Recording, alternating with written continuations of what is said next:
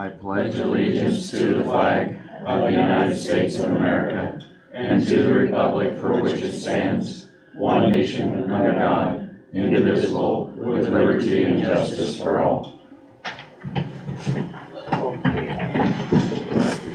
Okay, welcome everybody to the York County Commissioner Board meeting, October 3rd. First off, we will have the roll call. Brooks. Present. Bear. Present. Ziegler. Here. Sykes. Present. Overbear. Present. Open meeting law is posted on the south side of our chambers.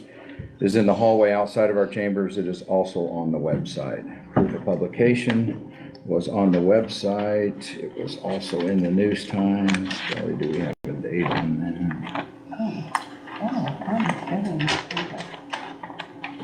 It was on the 28th of September. 28th of September, okay. Review and approve the minutes from the September 19th Board of Commissioner meeting. Next, please. Move to approve. Thank you. Second. Thank you. Any other discussion? Roll call. Brooks. Yes. Sykes. Yes. Ziegler. Yes. Bear. Yes. And Overbear. Yes, and today we need to adopt this agenda. Move to adopt the agenda. Thank you.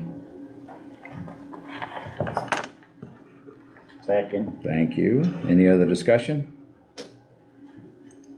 Roll call, please. Bear. Yes. Sykes. Yes. Ziegler. Yes. Brooks. Yes. And Overbear. Yes. Okay, first up, officials forum. If I may, please. Good morning. Thank you. I have an introduction to make. My office is privileged to have a new person helping us out as a legal intern. Her name is Emily McMillican. She is a senior at York University.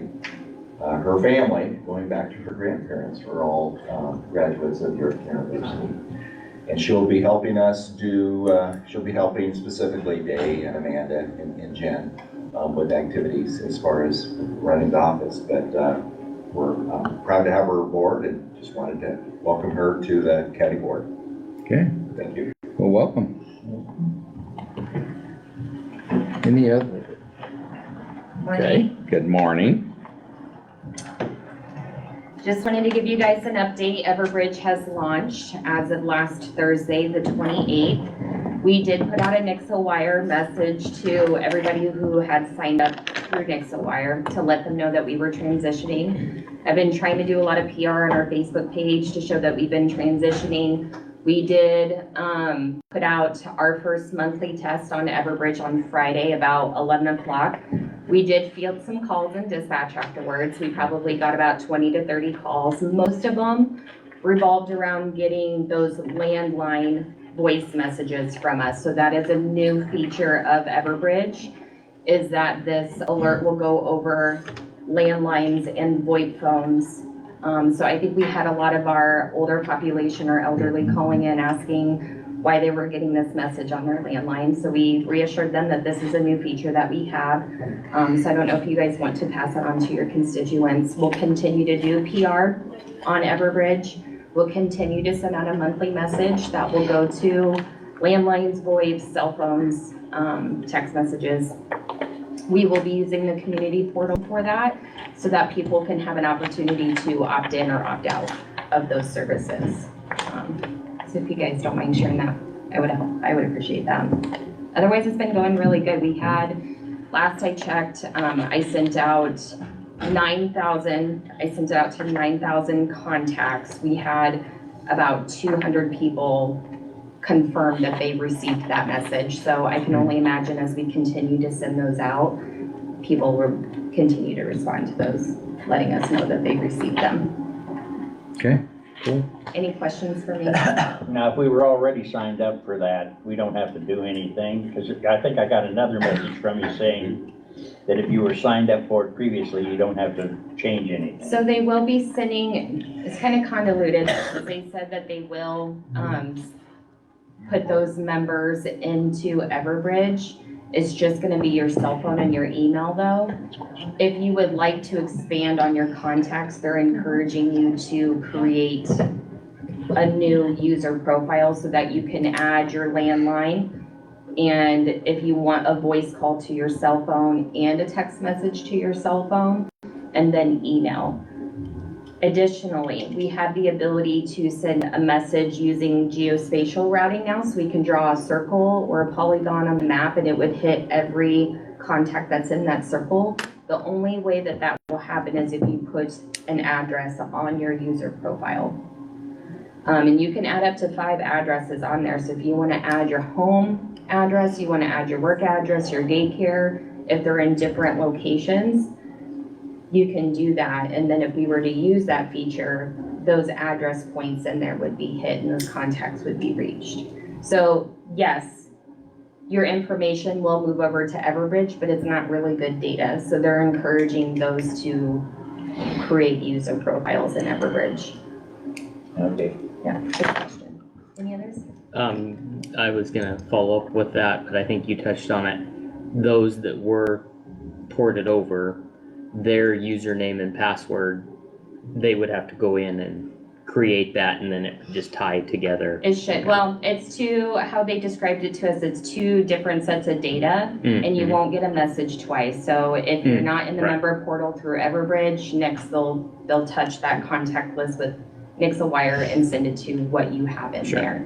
But yes, you will have to create a different user profile on Everbridge, a new one. Yep, even if you actually signed in to Nixawire online and created a user profile right. there, you're still gonna have to do it in Everbridge. Sure. Yep, good question. I did have a call from a senior that sees poorly, and as they went through asking for the account information, address, phone number, yada, yada, yada, he said, well, wait a minute, this is somebody trying to get me, and then he Yeah, declined, and then he called the police department and said, no, this is good stuff, but then he Yes. wanted to get back on, so he didn't know how to get back on. and I believe I know who you're talking about Okay, so because I he's did get on the working through it, phone yeah. with him and he was very concerned, rightfully so. So I just told him to talk to his commissioner at that point because he felt that it was a scam and I said you could, that's okay. So I think the more we push out on it, people will feel safer about It it. is a PR kind of thing, and it's new, and landlines, you know, that's a new ballgame. Cell phone people are used to getting stuff all the time. but Right. Not on the landline. Yep, absolutely. Okay. Okay, well, we hope to keep pushing forward, like you said, and things, it'll smooth out. Okay, Sure, thank you. thank you. Anybody else this morning? Well, I didn't get these emailed to everybody, Oh, okay, so this will be concerning, all right? yeah, this gives us an agenda item. All right.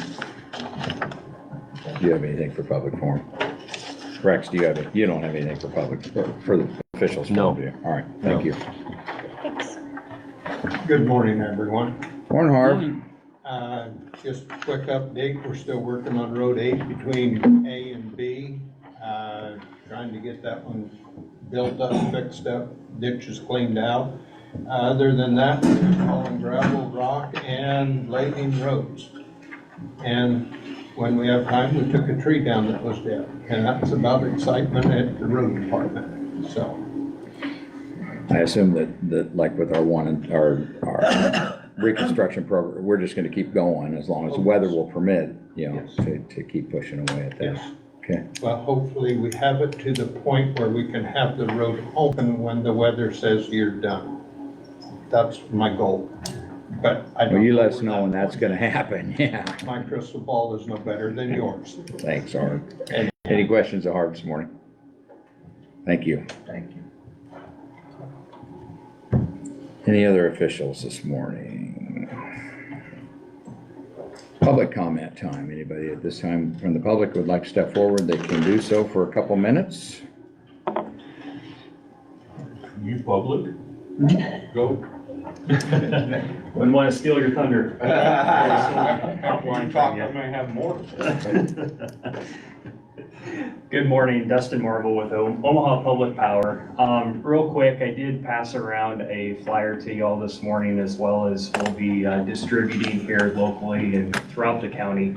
We're excited to announce here coming up at the end of the month, October 26th, down at Stone Creek Event Center, we will be hosting a public forum of sorts, right? A community conversation where we can definitely hear a lot of the thoughts, opinions, and basically give us some guidance as we continue our due diligence process here of determining the feasibility of the K-Junction Solar Project. Definitely encourage those of you that are able to attend. I know there's always the forum contention there with the commissioners, but definitely would encourage and really request that you guys make time to come down, really provide some input as well as feel free to distribute it to any of your constituents that you perhaps hear from frequently or whatnot. We will be mailing out a large number of postcards here in the next week or so as we get closer to those specifically in and around the Cool Junction area, but certainly want to help get the word out for those that would like to learn more. So with that, thank Okay. you. Very Thanks, good, Dustin. thanks. Anybody else from the public at this time would like to talk, may do so.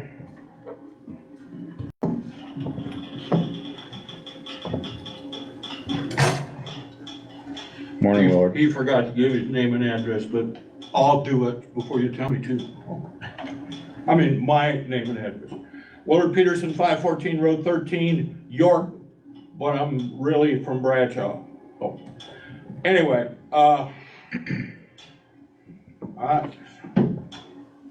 I'm deeply concerned about you guys' thought process with money and levies and spending other monies and not spending other monies. And it has to do a lot with the last thing that you did in the last meeting, which was go out and look at a spot out here on the south side of the courthouse where you were going to move a wall to make a little bit of storage space. And it makes no never mind whether I think that's good or not, that's just what it is. The part that concerned me, for what I heard, is the fact that you spent some money that you had said the whole other meeting, we can't spend any more money, we can't do this, we can't do that, we can't add this, because that it just changes the budget and we just can't do it. Now, if I understood right, this doesn't necessarily change the budget because you're using ARPA funds, and in too many people's heads, ARPA money is different than money. Well, it's not, it's money. Money is money is money. And you can say all day that, well, if we spend ARPA money, that doesn't raise the levy or lower the levy or do whatever. But in the long run, if ARPA wasn't there, you'd have been spending money that, that you said the whole meeting last time, we just can't do. And it's referring to the pink postcard meeting. And I kind of wish a whole bunch of the people from the pink postcard meeting would have been at what you did out there. And the way I understood it, you're going to put in 4 doors. One of them originally was going to be 9-foot and the other 3 8-foot doors.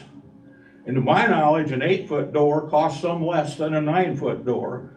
And if I understood it right, you are actually going to put in all 4 9-foot doors just because it's going to look nicer. That's what I heard. Whether that's right, wrong, or indifferent. But the point is, just looking better has nothing to do with anything. It has to do with spending money that you wouldn't have had to. And I don't care if it's 50 cents or $500. Money is money because by you guys' own words, that's what it is. Thank you, Willard. Anybody else from the public at this time?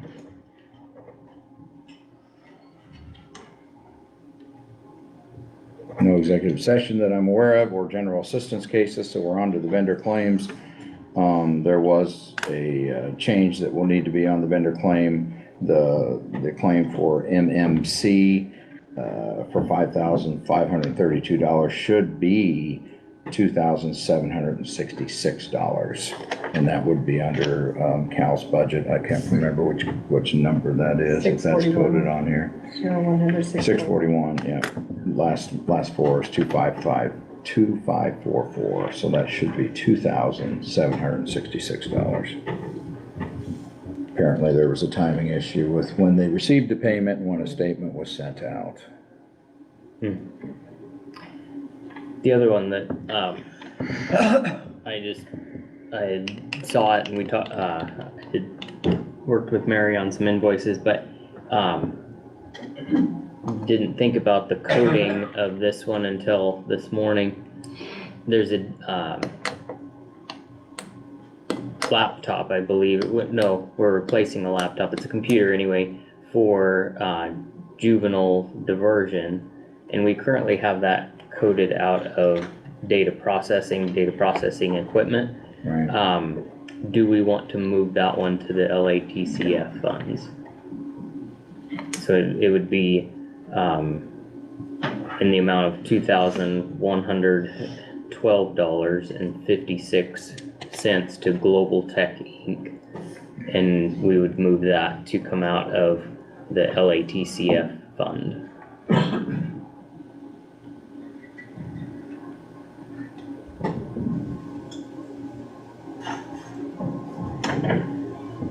And then as you see on the other fundings,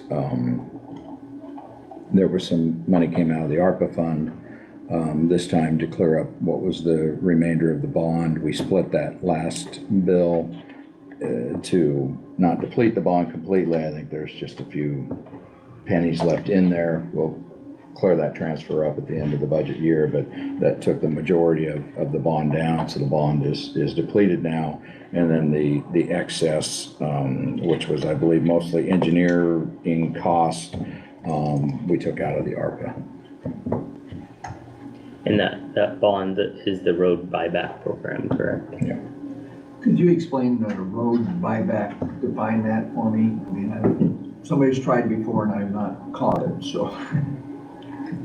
As far as Fund 4601, Well, just what the label means, you know, what's this buyback business? well, the 4601 fund was the bond funding fund. You know, the money went into, I'll be with the numbers, like 3,700, and then we paid out of the 4601.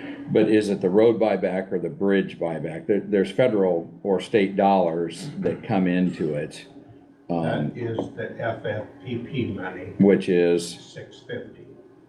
And that goes to hard surface roads and bridges. And they are separated out for hard surface and also for bridges.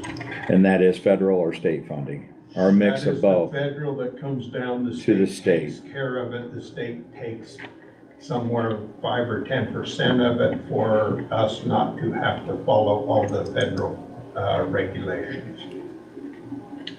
So it's a transfer from federal or state funds into bridges and roads. For the county, yes. Thank you.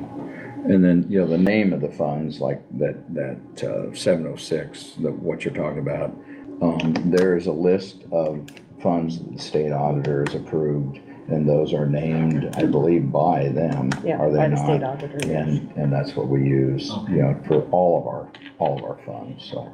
Thank you. Yeah, does that clear it up enough? Well, at least I know how this, where it's transferring from a little bit than I Okay. did before. Thank you. Sorry, just a quick clarification. That final JJK payment, some of that did come out of the bond? Yes, Okay. yes, the 4601 had $188,094 Right. out of But it. see, and that's out of that 706. That's, 4601, 706, yep. oh, there we go. Okay. And that is the bond? Yes, Okay, all right. and then the other number was, we get back up there. 200 and something. Right, out of the ARPA funds. 246, 763. Yep, and that's out of the 2580 Yep. fund. Clear? I think so. We've had a lot of discussion on that, but I think there was 2 changes that we made, correct? One Coding change. one coding change and one amount change. Yes. Yep. I would make a motion that we approve the payroll and vendor claims with the 2 changes. Thank you. Second. Stan got it. Thank you. Any other discussion? Roll call, please. Brooks. Yes. Bear. Yes. Ziegler. Yes. Sykes. Yes. And Overmar. Yes. Okay, there is no funding transfers. There was a little bit of a snafu with funds coming into the juvenile diversion. We believe finally we have that under control, so that one should get cleared up this week. Next up, we will have the interlocal agreement between us and UNL Extension, so they can get going to an event at 9 o'clock. So, ladies, Yeah, if you have nothing to do this afternoon, come see what 280 kids look like on the fairgrounds. we'll let you handle it. I think you drove by before when we're like. I have. Names, please, if you would. Tanya Crawford, Extension Office. Yeah, Carrie- pull that to the center if you would. Maybe that'll help a little bit, so everybody can hear you. Carrie Gottschalk, Extension. Okay, Okay, good morning. Thanks for making the time on your agenda for us. As Randy had mentioned, this is reviewing the interlocal agreement between the county and Nebraska Extension, or York County Extension specifically. There is a current interlocal agreement between those two entities. Unfortunately, upon investigation over the past 3 years, we realized a number of those county agreements or interlocal agreements expired. I think the last one we have on file is maybe from 1998. So it was definitely time to update the language and revisit it. And so you should have a copy. This was also shared with the county attorney, and he was able to review it prior to this meeting just to ensure that it was in compliance with what it needed to for your county. So this is, like I said, an updated agreement that was pulled together just in the past couple of years. So some of the language has changed from the one in 1998. A couple of things that I will at least point out, term and renewals, item number 1 on page 1, it just notes that when it's signed, it's good for 5 years, and then it can automatically roll over verbally for another 5, and then after 10 years, we would revisit it for an updated signature. And I wanted to point out that in item number 4 on page 2, it references an engagement zone coordinator, that's me.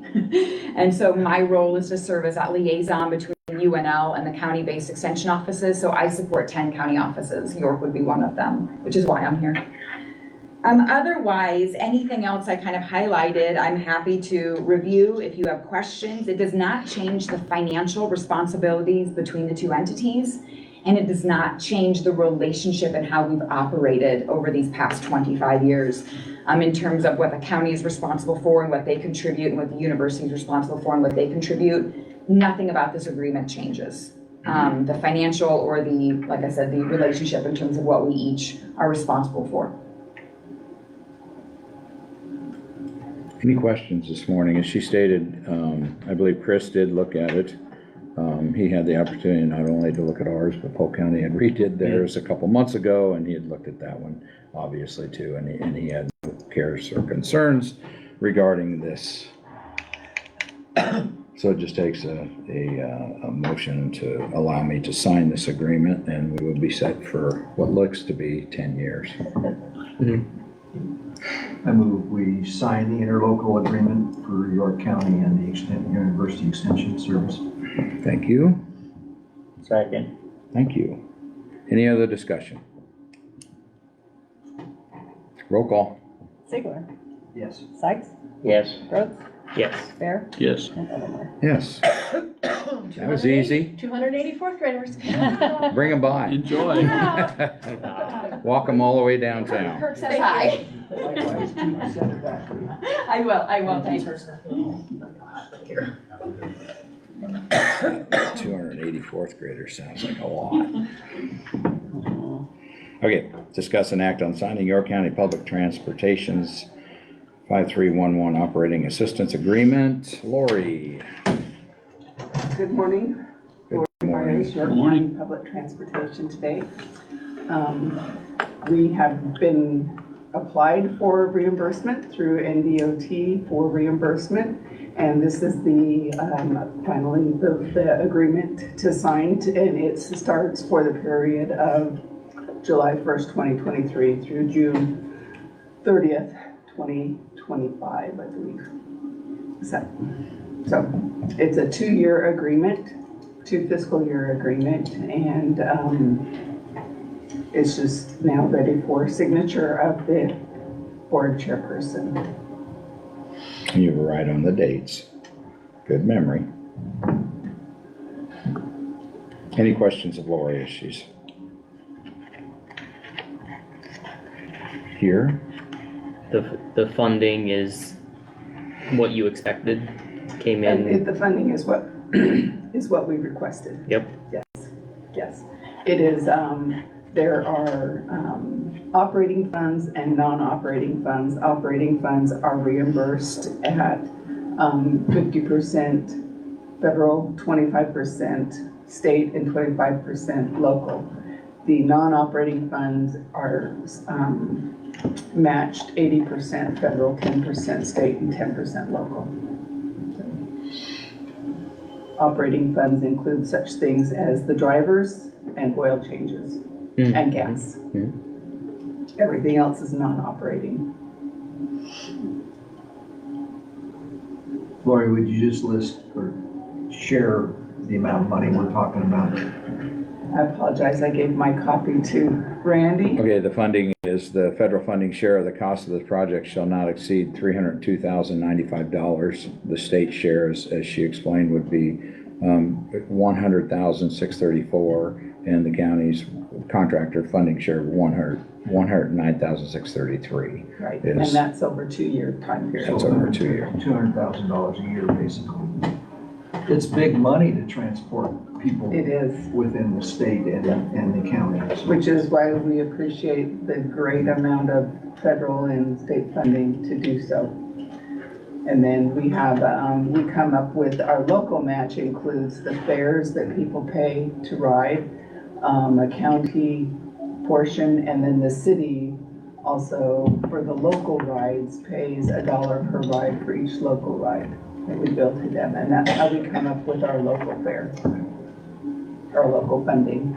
And then the United Way monies, we use those to purchase new vehicles. And it's a very big need. It is. I had a call over the last week of, not being enough, asking for more drivers. Well, they're not the easiest to find, and it's just, it is a tough go. I'm not sure if we've made any We did advancements. just hire a new driver last Good. Friday. And we're still looking for another part-time driver. One of the problems though is that we still have to stay within our budget. So we could find all the drivers in the world, but we have to remain in our budget. So we can only grow as our budget grows. And it's a balancing act, as me and Lori talk, when you start transporting, the needs of people being transported out of town are there too. But then when you transport out of town, then you're taking away from the needs in town, and it's a balancing act. Yeah. So we do the best we can do, I feel. And as Willard points out, federal dollars, state dollars, those are our dollars. And so Yes, we're they are. we're investing in this process. And as I'm driving my vehicle around, I take for granted that I don't need those services, but people in our county and in our city do. Yeah. And many on a full-time basis, and then some of them find out that as they have an injury and can no longer drive for a temporary time, they see how needed they are.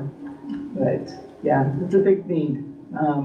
And we're not able to serve everyone that has a need. There's many people here that need rides to work, and they start before we start. So we're not able to assist them there. But we are doing the best we can with the funds that we have available, and I think we're doing pretty good. Okay, any other questions of Lori this morning? Did Gary's office review this, do you know? I did not send it to Gary. I think he got the one 2 years ago. It seems like we reviewed it, Yeah. not more than a week or two, but Yeah. it seems like it was this summer type of Yeah, review. it's one of those that comes in and it's the same Correct. wording every single time it comes in. And I didn't even think and apologize. Sorry. Well, and I think we've gotten used to the fact that when these agreements have been handed down from the state, they are what they are. Right. They are just that agreement. Right. And If so, we want the money, we sign it. that's right. And we do.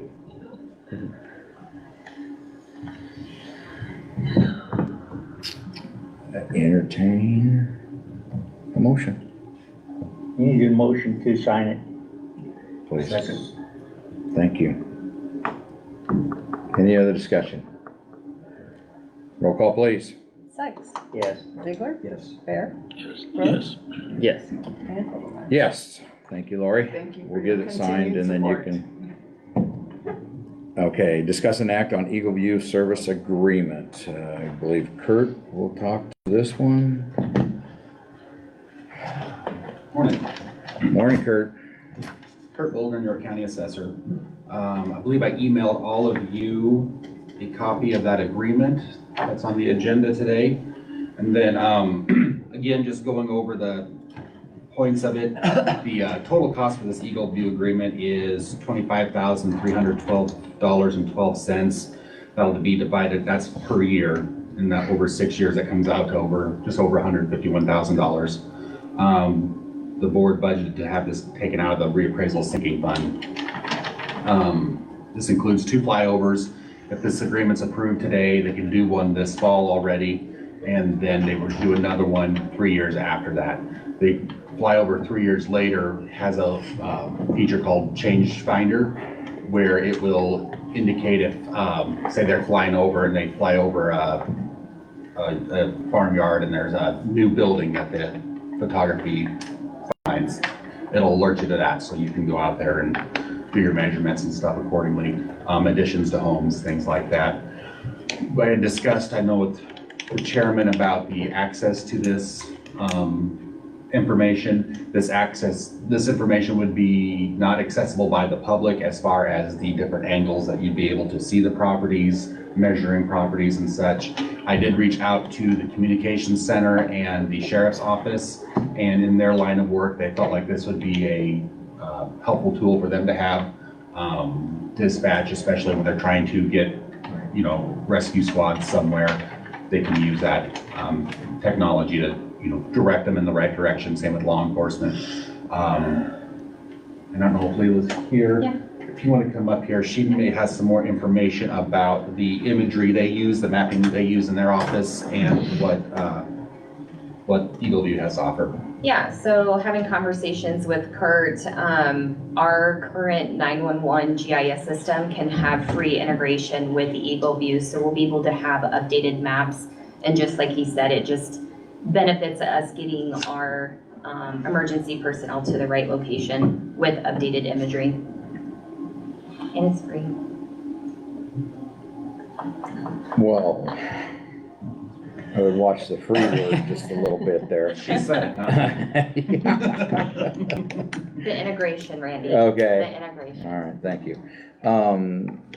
Obviously, as you mentioned early on, they could do a flyover yet this year. Obviously, they like to do it when the leaves are off. Right. I assume crops are out. It looks as bare as possible. Right. To do that. And York County in the past has done flyovers, but just not with this type. We've done a flyover and had an aerial picture. Now this is something that we can use for measurements and much more advanced. Correct. We can measure just from our desktops there, and talking with other assessors, the measurements it's within a foot of accuracy. So it's pretty reliable information, so. And so we look at an expenditure of money, and as you put it, we have the reappraisal sinking fund that we are budgeting, but it should save a little bit of your time from going out and different aspects like that. Right. And like I said too, the county wouldn't be billed until after we receive the first batch of imagery, so they anticipate that to be sometime in January. So we wouldn't anticipate any transfers need to be made into that fund at this time, so. And then each year would follow, I think, according to that agreement, then it's a year later. The Yeah. payments are a year later, and this is a 6-year. 6-year agreement. Yep. Okay. And I did also run it by the county attorney's office, I think it was in August, I think I included their copy. You did. Too, so. Any questions of Kurt or Leila as she's standing there, or sitting there, I should say, today? I just feel better about it not being open to the public to be measuring and, you know, there's some privacy that's still built into it. It smacks a little bit of 1984. We know everything you're doing. There is no privacy because we can look down in your backyard and say, oh, fireplace or whatever. Mhm. I just, so anyway, it is what it is. It's 2023 and we're moving on. Yeah, no, I appreciate that. This might be a little out of this conversation here, but now this flyover is for York County. Yes. And Leila, we're going to be discussing the possibility of going outside of the county for 911, correct? Mhm. They won't be flying over any of that, would they? So you are not gonna have maps of, let's just say Geneva or. I don't know what other counties are doing. I know Seward County has an agreement with Eagleview. I don't know what other counties you're talking about or Leila's talking about, but they could have this imagery themselves. I don't know, so. And that's Well, a we're gonna- conversation that we have. I mean, currently our 911 mapping uses Esri mapping. It's just that this would be an elevated source of imagery on our end. Okay. A couple questions that I had just in going over, while I'm thinking of it, because I don't have it wrote down. You mentioned the first payment being when we receive the imagery. I think in the agreement it says upon signature of agreement, but if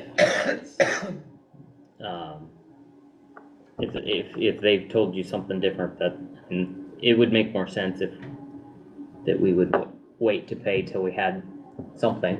Right, and Okay. I did email the rep that was here that one day. Okay. And that's Yep. what he had told me to email, Okay. so. Very good, very good. I have it in writing. There you go.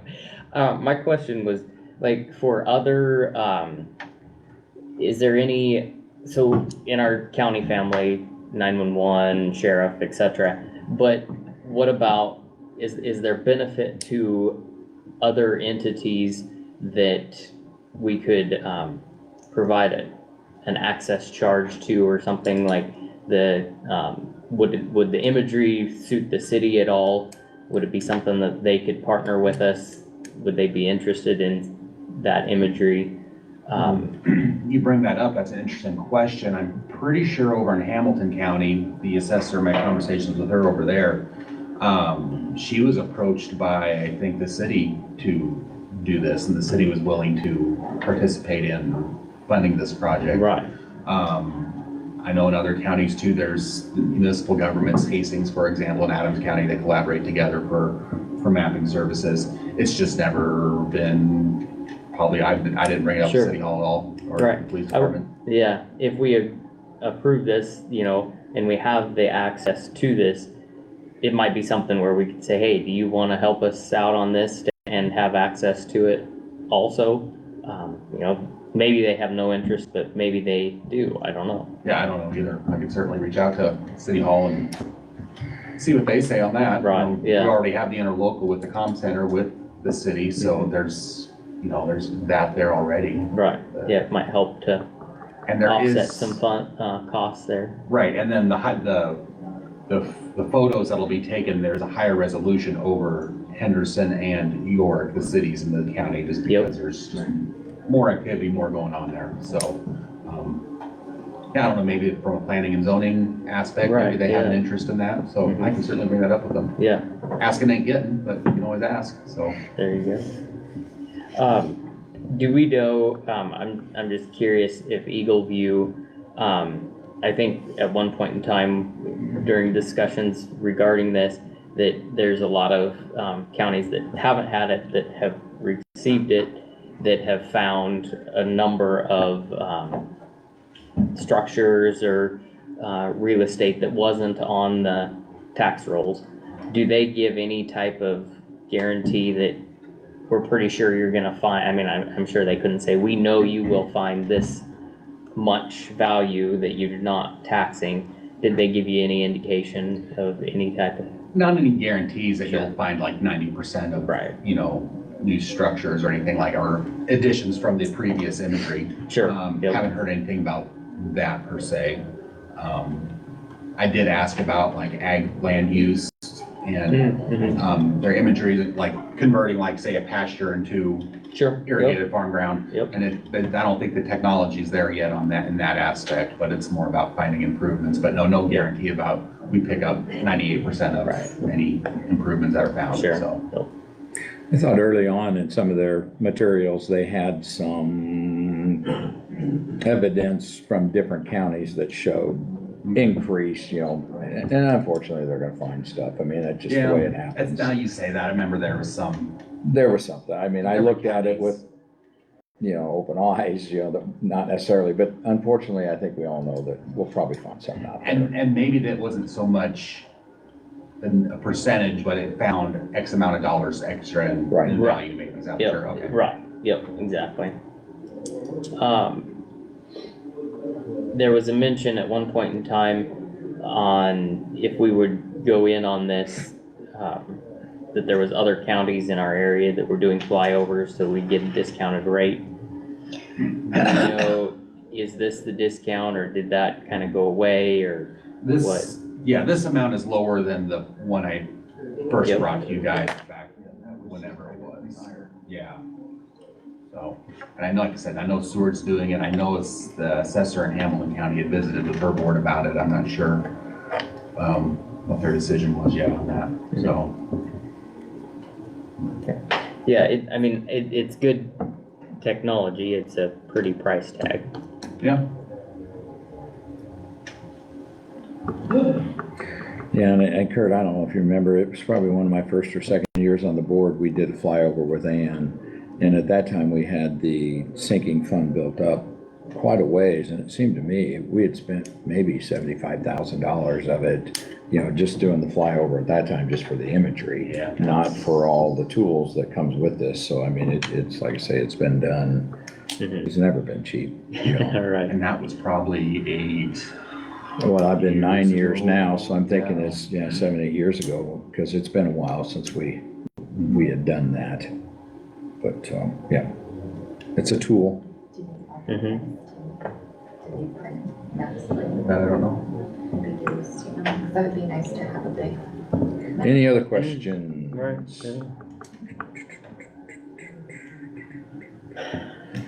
We do have the, like I say, there is a reappraisal sinking fund that we have been funding for years, and this was the idea that it would come from there. So, there should be, money that is allotted or budgeted. That fund also funds the, commercial appraisal every so many years. Whichever reappraise the commercial or residential or whatever. Yeah, We just did the commercial. It was I just see. done last year, yeah, we paid that out this last fiscal year, so we're in the process of building that back up again, so.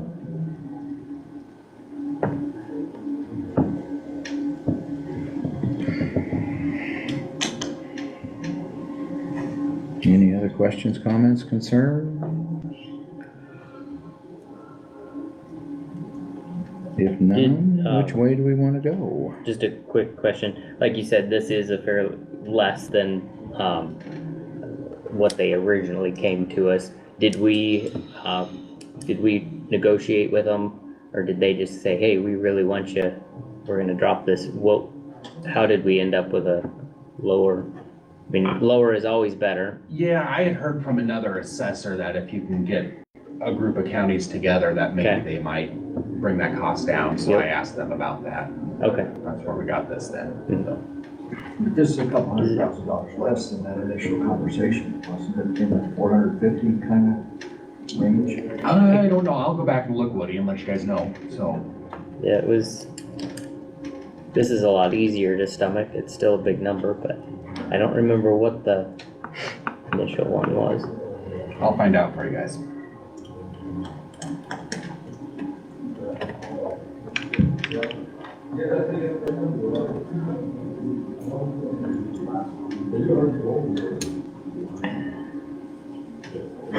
given that the privacy is built into it, I'll move that we go ahead and approve the Eagle View service agreement. Thank you, Woody.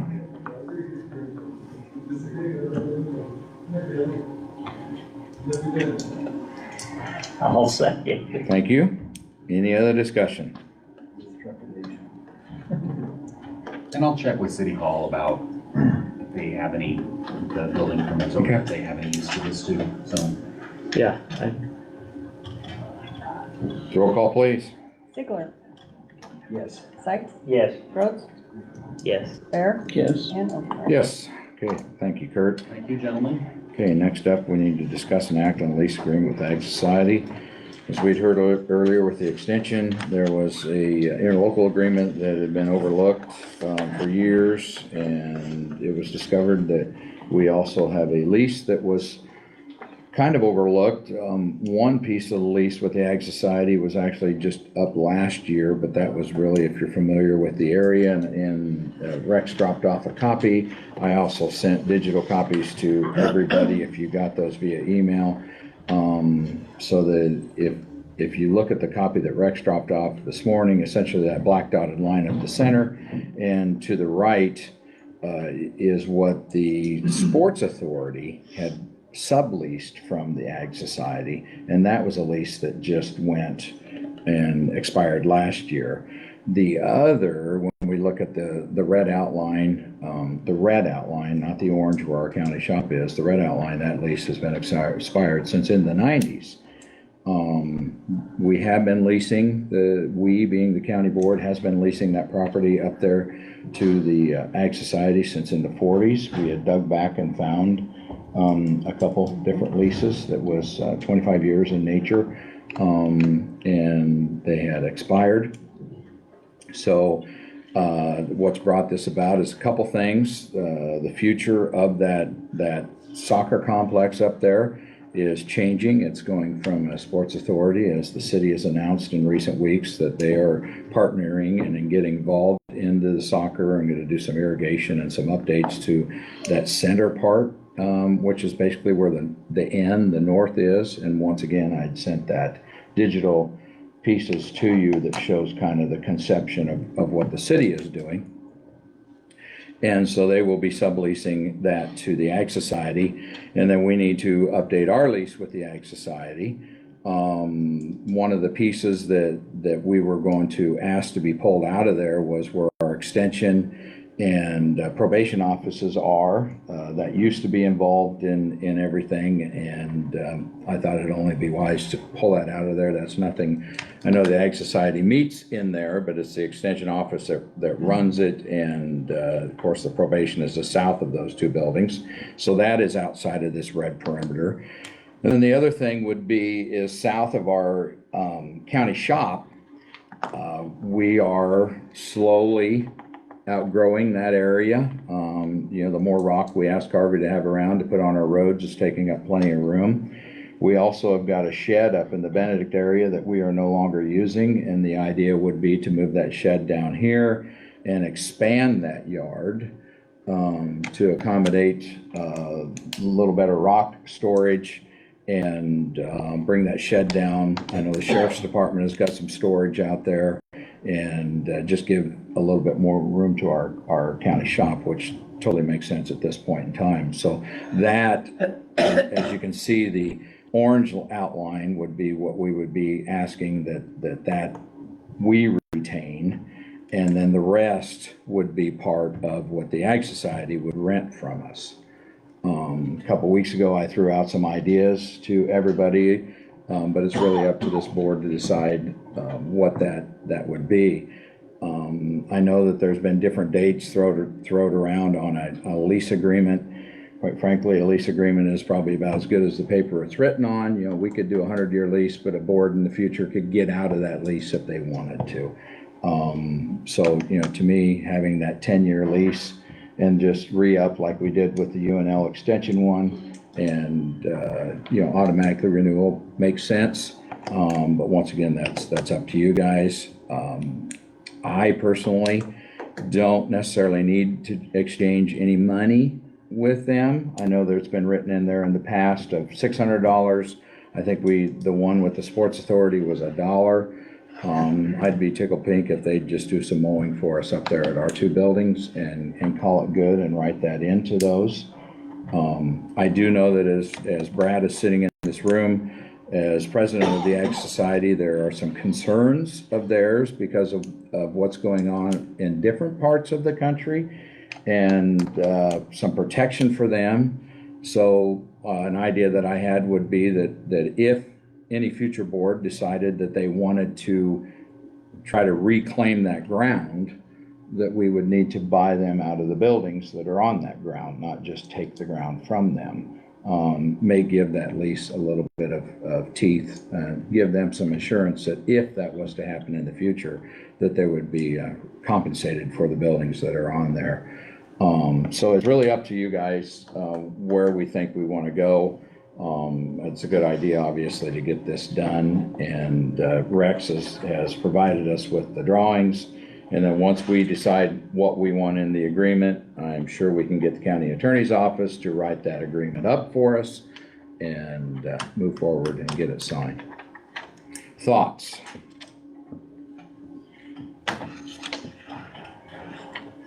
I guess as far as terms, length of dates and terms, I think the 10-year is probably reasonable. I don't have a whole lot of pain one way or the other. I don't know that a unended lease would be the way to go, but so like a 10-year with an auto renewal of another 10 years or something like that then could be revisited. I know we've heard a lot of talk about money, and we've just done our budget. I agree. I don't know that it's anything where we want to start charging the fare to be there. We haven't in the past. And so I don't know that that's something we want to get into. The one thing that I do question is the lease and the sublease and the sublease, and I understand that, if the Ag Society would want to feel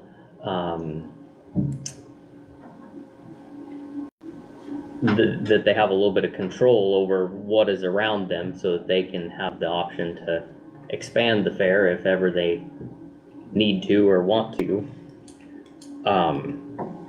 But there is, at the postcard meeting, it was brought up, what resources does the county have and how can you turn that into revenue? And so just looking at this, this is land that the county does own. And so is there any potential for revenue there? Again, we're not gonna move the fair, we're not gonna charge the fair, but there is some bare ground there that's not the fair's, the fair isn't currently using, that maybe we do have some revenue opportunities there. Mainly, so it'd be the soccer fields would be one, and then the space behind the county shop. The soccer fields, the city has agreed to start taking over that and working with that. The area behind the county shop, I don't know if there's currently plans for utilization of that other than what we want to hold back.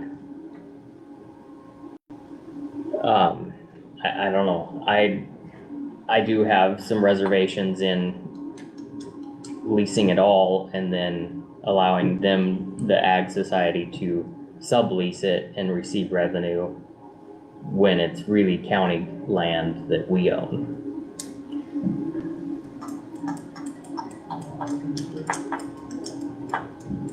Yet, the Ag Society performs a service for the county, and the revenue that they take in, whatever that may be, and I don't know what that is, they have a pretty limited budget to expand the facilities that are there, and looking at some of the other counties in terms of what they've developed on their properties, it seems like it would be nice to have a better facility out there, but they're within limited constraints too. So I'm more inclined to not look at revenue coming to us because it's going back into a service that it's the York County Fair, it's not the York Ag Society Fair. You know, and it does impact our ag community significantly. And as 4-H has expanded, it's small animals that are in the city too. So I mean, it is truly a county and a city of service. So I'm not worried about the income that the Ag Society is getting from this. Okay. I don't think it's, significant. 10 years from now, it could be significant. 20 years from now, you know, it's hard to tell. In today, I don't know that it's great big money that they're receiving for those parcels. And I believe that, you know, it was this board's decision, Gary, correct me if I'm wrong, that if it's property that we lease, would we have any say over any subleases? Or could we write that into the lease over any subleases? However you want to draft it. So I do know that, you know, as Woody stated, that, you know, I think our fair, and I am a fair goer. I'm typically there pretty near every night. They do make a revenue off, I think everybody realizes it, they make revenue off of other buildings up there too, you know. Yep. I know that they rent them out for storage, and of course the event center on the corner, they rent out and stuff like that to try to maintain the free fare that they do put on. So yeah, I would probably join with Woody on the fact that I'm not so much, you know, concerned about that. Sure. Now that piece of property to the very east, you know, that piece of property is in question. You know, my mindset on that was, you know, obviously we could request to take it all back, but then we got to maintain it if we're not using it. And I think that first 300 feet we'll be using and maintaining and it'll be fine. And Sure. Then, you know, the rest of it, like I say, then we're going to have to go out and mow it if need be. And so if they can, you know, figure out something to do with that. And I don't know that there are any plans. I mean, Brad is here. If he wants to speak to it, he's more than welcome to. I don't know that there are any plans for that as of right now.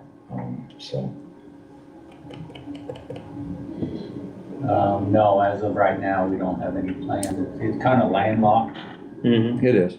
We'd have to come in, if we mow it, there's talk about putting kind of a reserve type thing for, I mean, just a native grass type thing that we don't have to mow. Sure.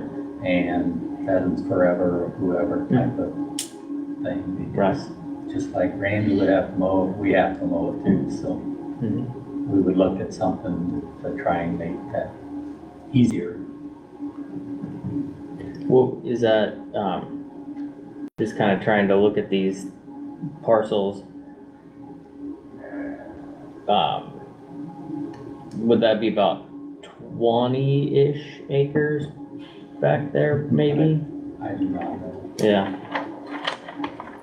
You mean that one little piece there? Yeah. I don't think it's quite 571 feet. Right, yep, there you up go. to the north and 640 over. yeah. So Rexus, I think, got his calculator going now. He'll tell you just how many acres it is in a minute.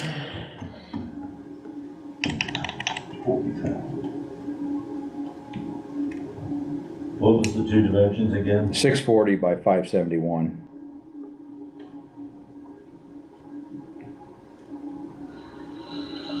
.4 acres. Okay. And that little building there, when the soccer complex was at its height. I believe that was a spare restroom back there. I think it's being used for some form of storage right now. The York College, the west end, basically just to the west of that building, they basically set up 2 north-south soccer fields, and they have soccer equipment stored in that shed. So I don't know if the city of York develops theirs, if they'll, not want to use that, the university not want to use that as a practice field.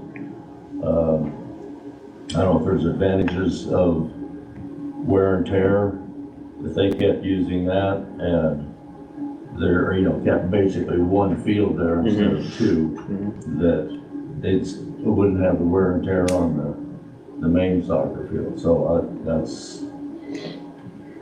Yeah, that's there. Any other ideas regarding? Just a point of curiosity, where do people park? I mean, I'm not a soccer guy, so I haven't been there for this. So where does the public park when there are soccer events out there? In Is that dirt Yes. next to the arena? Yeah.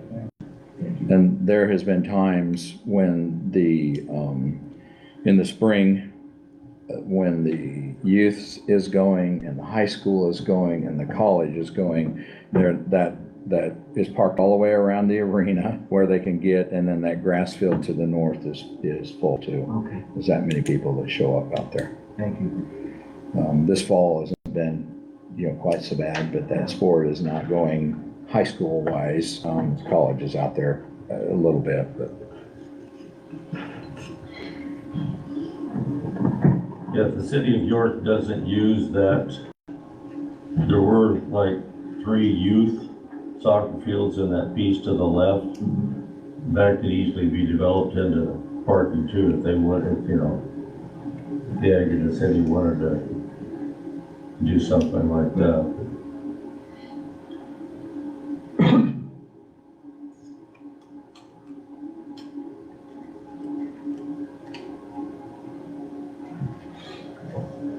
Any ideas?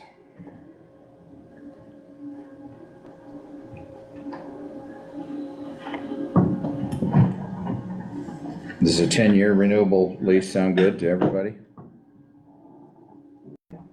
Yeah, I think that's probably good.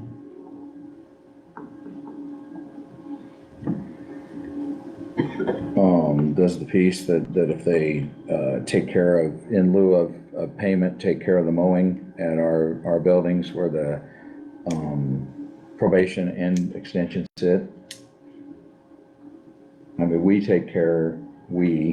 Harvey and his guys take care of snow removal. They go up there and blow through the public parking and for all that, and we have the equipment to do that. It doesn't take us very long. And Harvey and his guys also, at request, go over there and help out. They'll blade that parking lot every once in a while. That's just being good neighbors. Maybe take them a bucket of gravel or stuff like that. So we do that just to do. But does that piece sound good, or do you want something else written in there?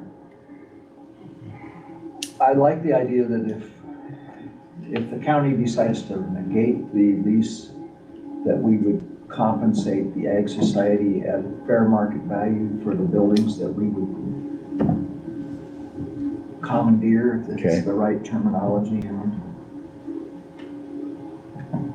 So they wouldn't be starting from scratch on a piece of bare property someplace to replicate the fair.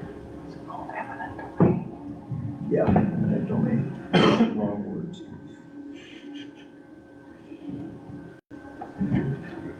How about the sublease component?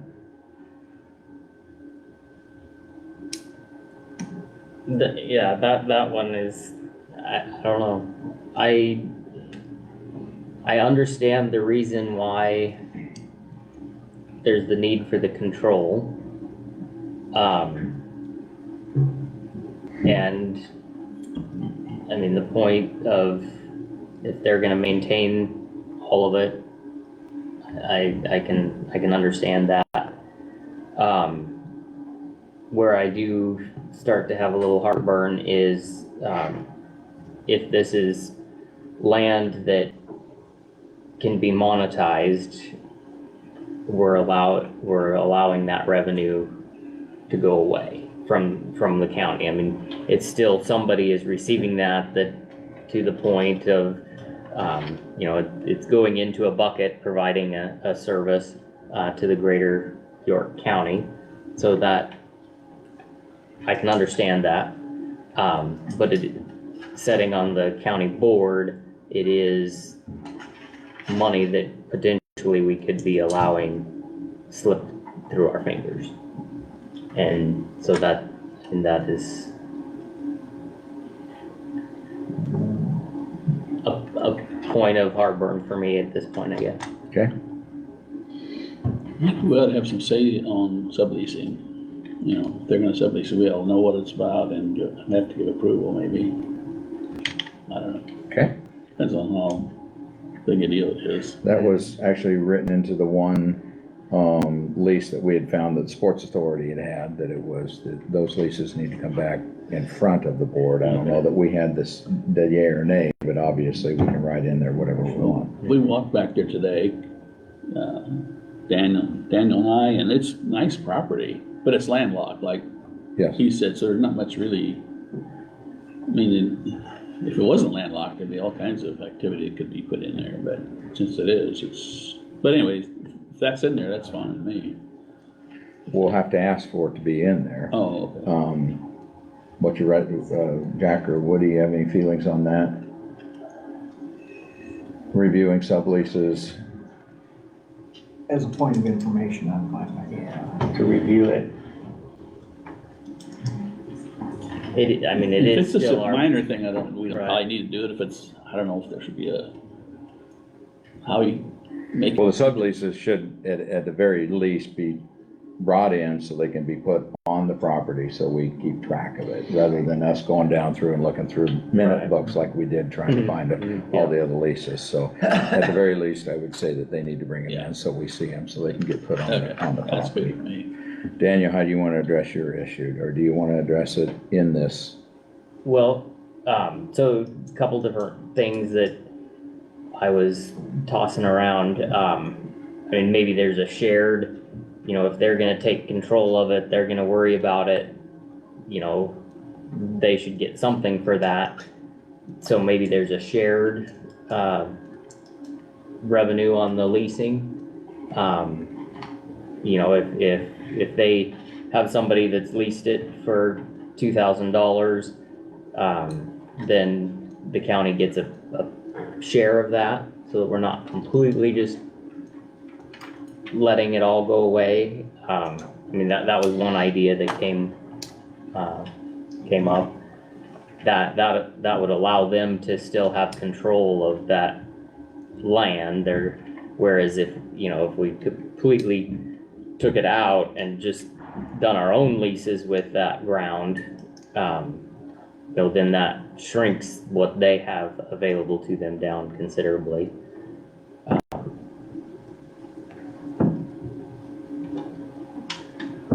What that share would look like, I'd be open to thoughts. I don't know if it's a 50-50, an 80-20,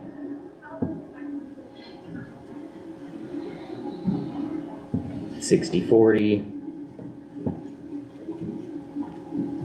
I don't know if anybody has. I will pose this question then, yeah, as far as the board is concerned, is the majority of the board want to see revenue from this or no revenue? I don't see it as a revenue source. Jack? I don't see it as revenue. I think they use the revenue off of it, provide the service that they're doing. Daniel, obviously, we see what you feel. Stan? I go along with what they, it's not a source of revenue. Okay. So in that case, you've spoke your piece, I Right, guess that's a done deal. So then with- the sublease, Rex? I just want to know if I could ask a question, that I guess it's more for your county attorney, but county owns it, ag subleases it, or leases it, and the city subleases it.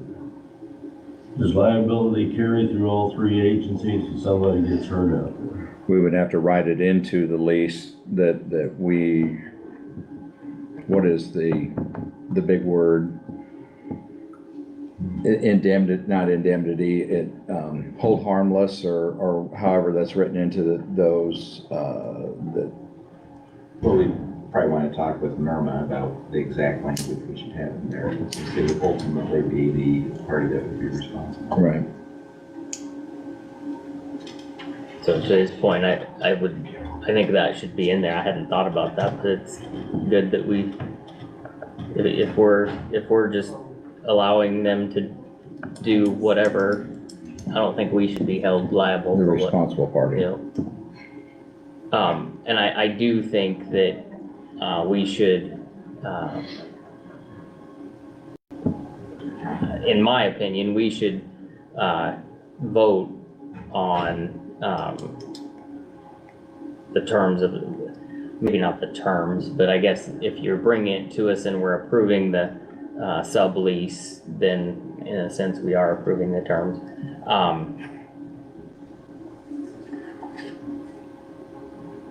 Rather than, definitely notice, but, approval, I mean, I would like to see that in there probably, but. That the sublease is coming from us. Right, exactly. Yep. Everybody okay with that? Okay.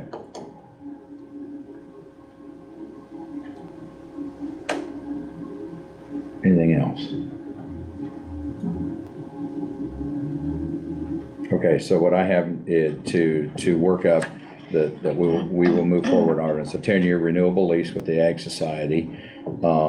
Fair market value will be written in there for if any future boards decide to take the land back, the fair market value will be paid for the buildings that the Ag Society has. The sublease will be required to be brought back. Any sublease will be required to brought in front of the board.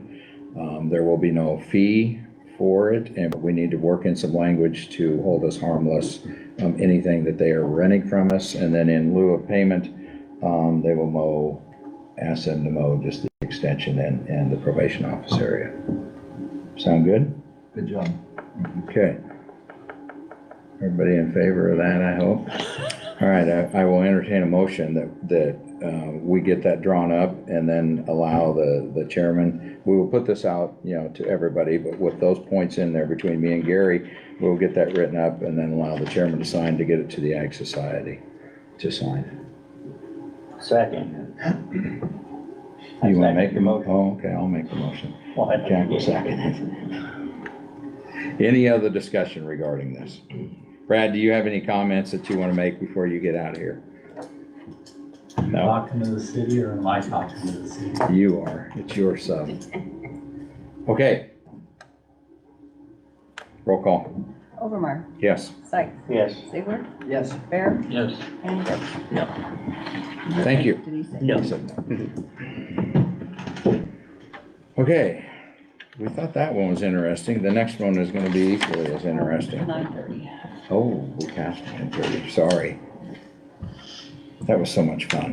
Board equalization. We need to recess as the Board of Commissioners, and we need to convene as the Board equalization. Roll call, please. Brooks, Yes, our president. Bear, Present. Ziegler, Present. Sykes, Present. Overmar. Present. Open meetings law is posted on the south side of our chambers, in the hallway outside of our chambers. It's also on our website. Proof of publication, I assume it's in that paper, September 28th. And also on our website, we need to review and approve the minutes of our September 19th Board of Equalization meeting. Move to approve. Thank you. Second. Thank you. Any other discussion? Roll call, please. Brooks, Yes. Bear, Yes. Ziegler, Yes. Sykes, Yes. Overmar. Yes. Okay, adopt today's agenda. Move to adopt. Second. Thank you. Any other discussion? Roll call? Bear, Yes. Ziegler, Yes. Sykes, Yes. Brooks, Yes. Whitmore. Yes. Okay, we need to take up the discuss and act on adopting resolution. Set the levies for the political subdivisions of York County. Everybody should have had those in front of them. Did we receive the last one? Nope. I looked in the box this morning and it wasn't there. Okay.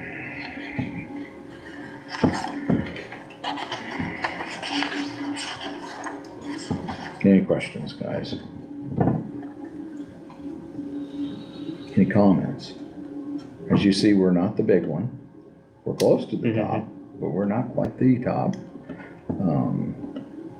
We are really the rubber stamp for this. We don't really have the authority to deny any of these. Unfortunately, there was one that we believe was turned into the state. Pretty sure it was turned into the state. It's in the York County Historical Society, but it was, according to statute 13-508, not only needs to be turned into the state, but it needs to be turned into this body to set it. And it needs to be done by September 30th. And as of today, we do not have it. So the ramifications of that, I assume, is they will not have any levy authority again this year. I'm not sure if it was turned into the state, but if we don't set I it, went on to the state and obviously it wasn't downloaded, but I'm sure ours probably it's isn't not downloaded either. so. So, that one is unfortunate, but everything else is there that we set, so. And I did have the assessor and my deputy double check all my numbers to make sure everything was. We do, as per state statute, we have until November 5th, that just in case there was an error, we can correct. But as I read the statute, we can't add to. I mean, we have until the 20th to set these, but that doesn't change the fact that it wasn't turned in by the 30th. That still is a fact there. So everybody else is turned in. But if there is an error that is found, we have until November 5th to do any corrections. As identified by our auditor, or where would that error? That's probably the state auditor. Isn't that what happened last year with McCool? Yep, Okay, and was that done before November 20? yes. Okay. They're the one that brought it to our attention, yes. And this is done by resolution.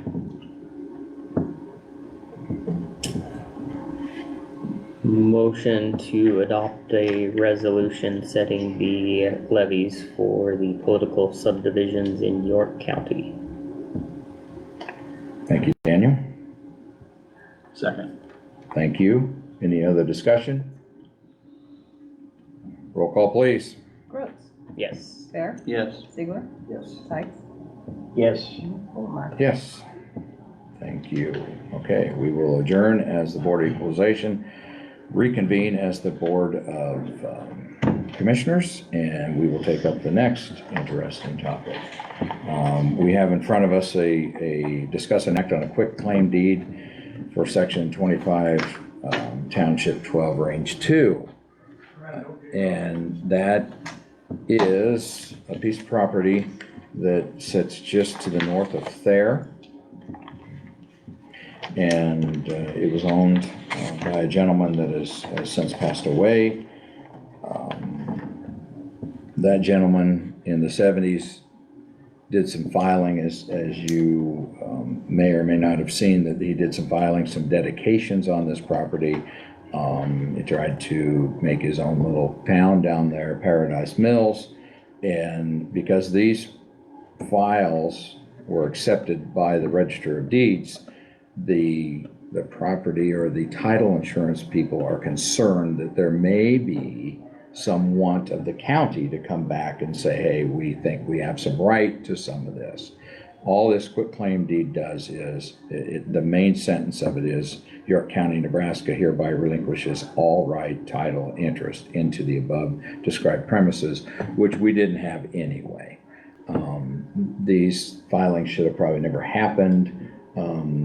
he notarized his own signature, which isn't legal, and things like that. So, Woody probably knows more about this than most of us do, Or but, want to know. or want to know very well. That could be, but this clears it up so that, Mr. and Mrs. Heine can purchase that property, which adjoins their property, and hopefully puts this to rest for good.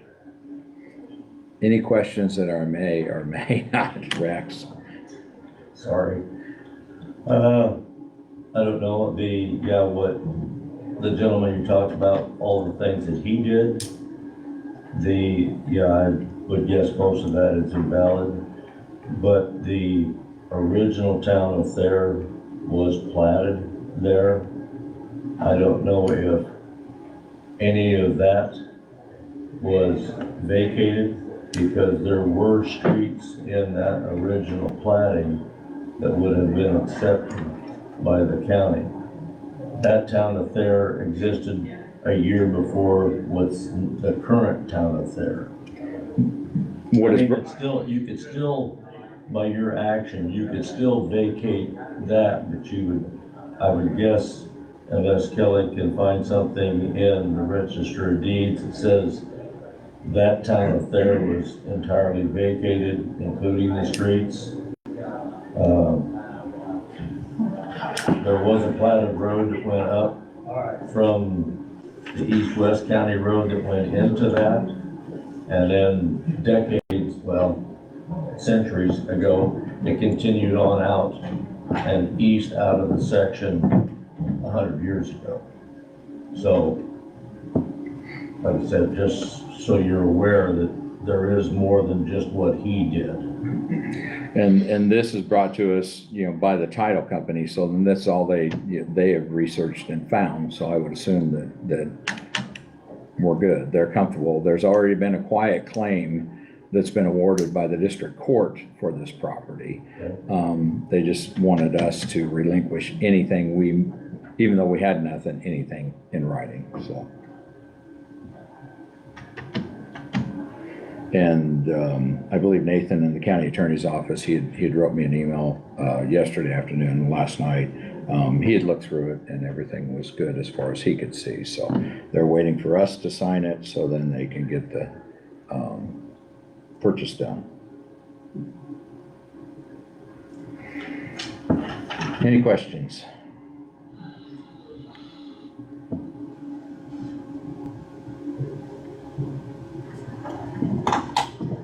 What's your flavor? Well, I'll prove it. We're not doing the quick claim deed though. We are doing the quick claim deed. All until that last sentence, there it says that we have no claim on that property. Okay. Yeah, it's a quick claim deed, yes. Move to do the quick claim deed. Thank you, Stan. Second. Thank you. Any other discussion? Roll call, please. Fair. Yes. Ziegler. Yes. Sykes. Yes. Rhodes. Yes. Overmeyer. Yes. Okay, next up, discuss and act on adopt a resolution to outline distributions of transfers of money for the area of aging, 911 emergency management fund, and the road fund, which is something obviously we do every year. I think I noticed on that resolution I did transpose on the area on aging, that should be 98,437 instead of 89. Okay. I looked back in what we budgeted for. Right. And that's what it should have been. So you have the correct number on that. Yeah, 98,437 is the correct number. Okay. I just transposed those numbers. And that's what's linked in the agenda. Pardon me? That's the number that's linked in the agenda document. Oh, it is? Yeah. The 98? 430, or 98,437. Oh, okay. One I'm looking at is 89, but. Yeah. Oh, but up in the wording, maybe it's Oh, 98. maybe. Yep, I just transposed. Sure enough. Okay. Here in the transfer area and aging 98,437. So that just that correction Yeah. on the resolution. We need to do. Motion to adopt resolution for the funding transfers for 2023-2024. Thank you. Second. Thank you. Any other discussion? Roll call, please. Brooks, Yes. Bear, Yes. Ziegler, Yes. Sykes, Yes. and Overbaugh. Yes. Okay, and now, and last but not least, we have discuss and act on special liquor license, Adair Keller Blended Distillery LLC for an event at Wessel's Farm. And this is something that was on our agenda the last time. And I believe, Derek, I'll have you come forward. The only change is the date. Unless Derek has anything to add to that. It's October, the last time it was October 6th. The date is October 20th. Once again, name of both, who will be speaking, please. Derek Keller, Blended Distilling, 1420 Road Inn, York. Genevieve Tonages, Wessel's Living History Farm, 5520 South Lincoln Ave. Thank you. First, I want to thank you for the opportunity to come before you today. I appreciate the comments and suggestions from the last meeting, and with that, I was able to further educate myself for the process to apply for an STL through York County. Today, I come with Genevieve Tonages here from Wessel's Farm. I wanted her to share some more information about the event that I am helping to assist with. Good morning, everyone. Thank you for having us here today. So just to kind of give you an overview of what we're thinking for the event. So Boo at the Farm now, Adult Boo at the Farm will take place on Friday, October 20th. The event will be from 5 to midnight. Adult Boo will have a $10 per car charge, not per person. This is to encourage everyone to carpool, have a designated driver.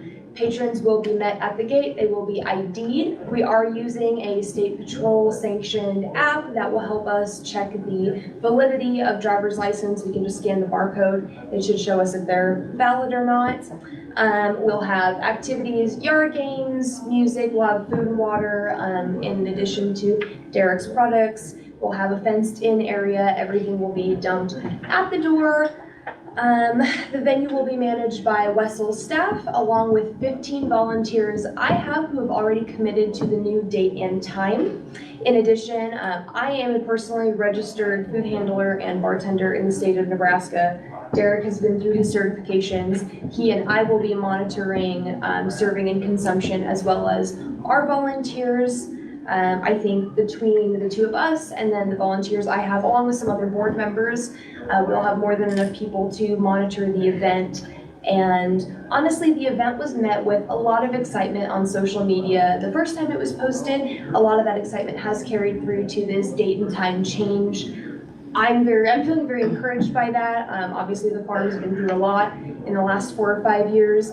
This event seems to spark some excitement in adults rather than just the, school groups and field trips we usually have. I think it's a good opportunity for adults in the community to come out, visit the farm, and kind of give the farm a chance to maybe rejuvenate some interest in our overall goal. As you've seen, the STL there was submitted to the York County Clerk's Office with September 25th. Blended Distilling here along with Wessel's staff and volunteers. We are committed to providing a safe and responsible event for both York County residents and guests of York County.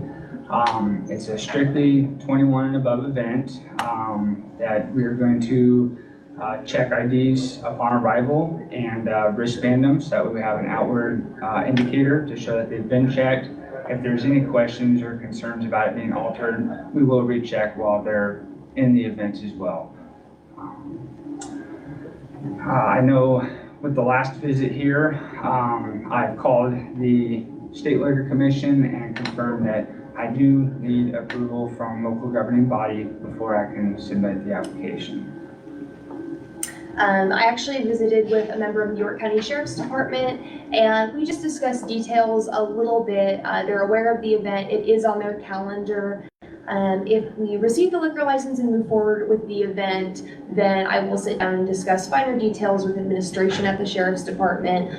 Otherwise, though, the sheriff's department, I mean, truthfully, they take really good care of us out at the farm. They drive by several times a day, and if I so much as leave a light on that isn't usually on, they call me to make sure everything's okay. They are very diligent in their care and helping us look after the farm. I think between Derek and I, our experience in education, our volunteers, our board members, our staff, 3 additional YPD officers who have committed volunteer off-duty time to ensure the success of the event, and just the appropriate response from the sheriff's department should we need anything or should an incident arise.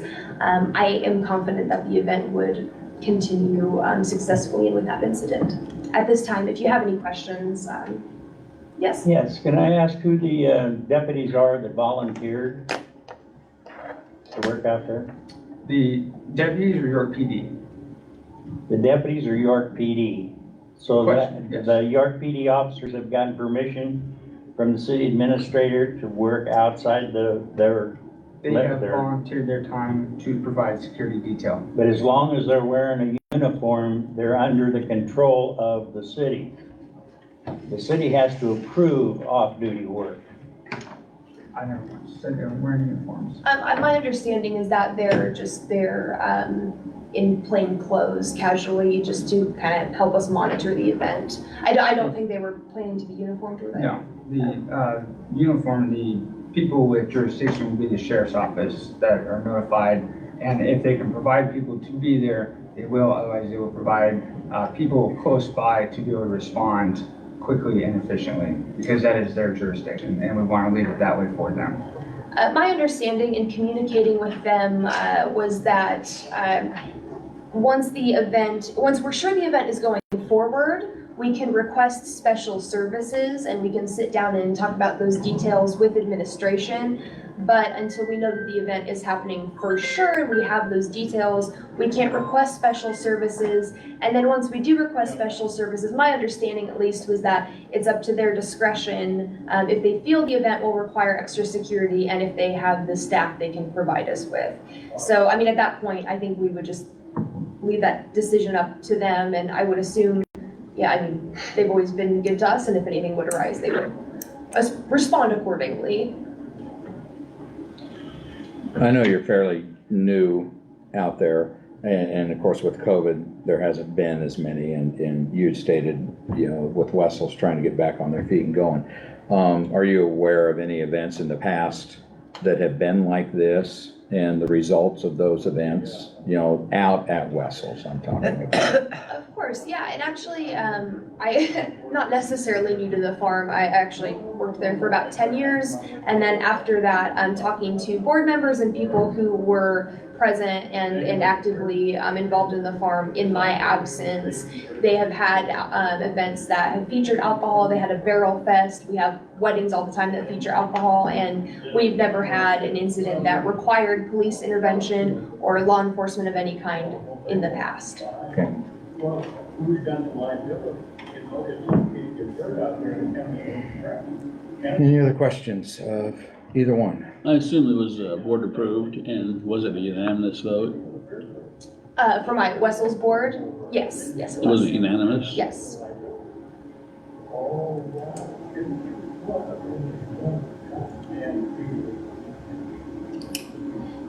Is there still a youth boo experience that's closer to Halloween date?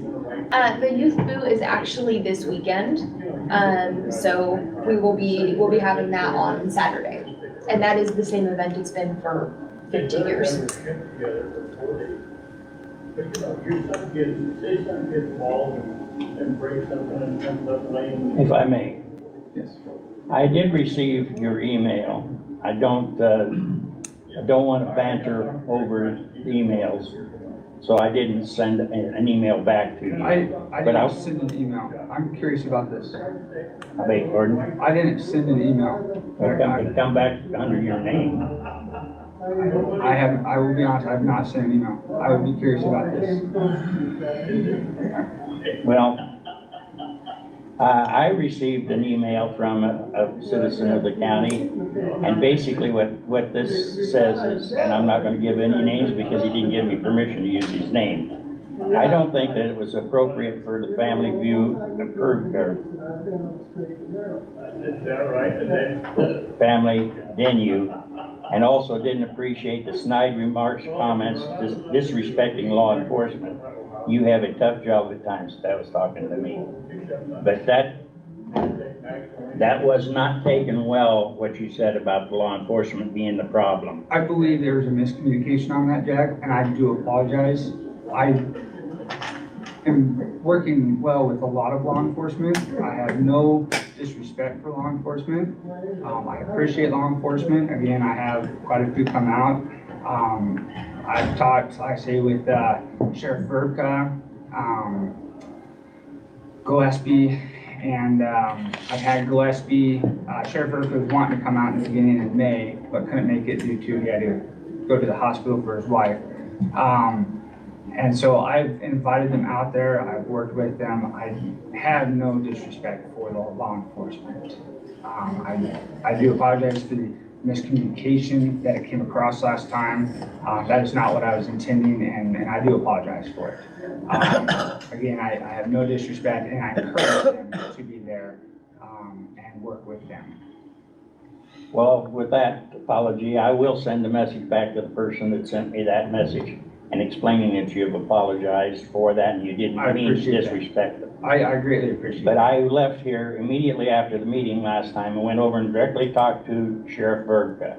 Yes. And you had said that you had talked to him, and he told me that no one had talked to him. Right, about well, it. just like when Genevieve went the other day, he was not in the office. And so, but I have talked to Sheriff Verbka twice since then. Since then. Along with the new date. And I saw him at the Sip and Stroll where he was going out, and he even tried my product and enjoyed it.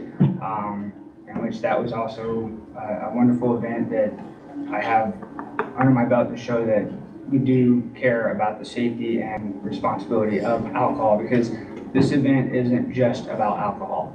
It's just something that we're trying to add to it in a responsible manner. Well, the way it kind of came across was that you said something about if you had trouble with a minor and there wasn't a law enforcement person out there, that you could arrest them under citizen's arrest. No. There's an attorney sitting right there to kind of explain what citizen's arrest is and how complicated I it can wasn't get. referring to just minor, but yes, correct. There's a lot of confusion there from the last statements. I was going one direction with it, taking it a different way than what I had understood at the time. And I apologize for that. All right, that explains fine then. Any other comments, questions? Okay, as he stated, this is something that we need to make a decision on, so he can either apply to the state or not apply to the state. Randy, I'm going to ask you a question. Now, did you not tell him that even without the approval of this board, that he can file with the state to be approved for the license? That was my understanding, Okay. but he has contacted them, All right. and they said, without the support of the local jurisdiction, don't even file. And I do have the copy. Okay, I believe you. That's the way it, when we were with the city, that's kind of the way that when the liquor permits were brought in front of us, but, that's a few years ago too. I was told that by a 50-year person that worked over there in the clerk's office that, yes, you have to have the permission. But the state is the one that issues the license. Okay. Any other comments? What's your wishes?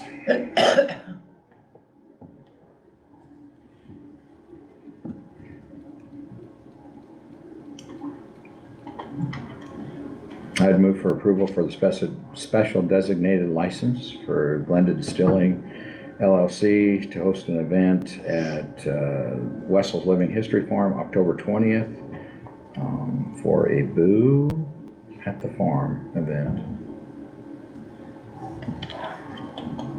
Second? Any other discussion? No, I'll have to state that I'm against this motion because I received emails, a long email from a resident of this county saying that Wessels Farms were not set up for that. They were set up for family events. I know it's a different time, so that might change things a little bit. But everybody I spoke, a number of people came to me and said they appreciated my vote. No one came up to me and said they did not appreciate my vote against it. And this long email explained what Wessels was all about, and they did not think this kind of a event is part of what Wessels should be. So I'll have to speak against it, and I will vote against it.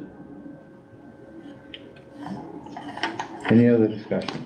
I had input both ways. You know, some saying, hey, support this, and then I had others say, appreciate that you didn't.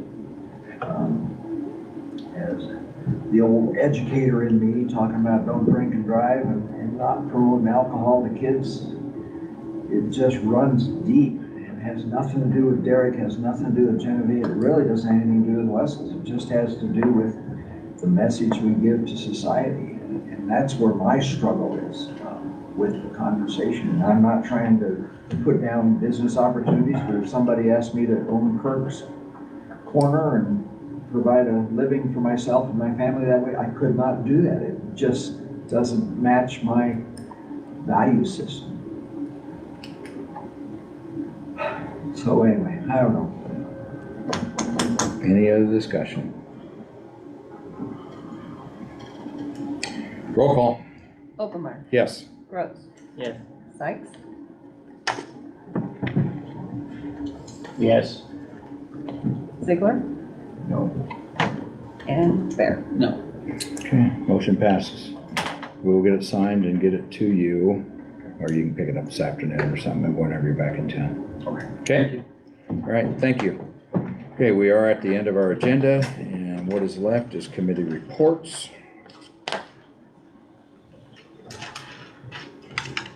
Anybody want to jump up and go?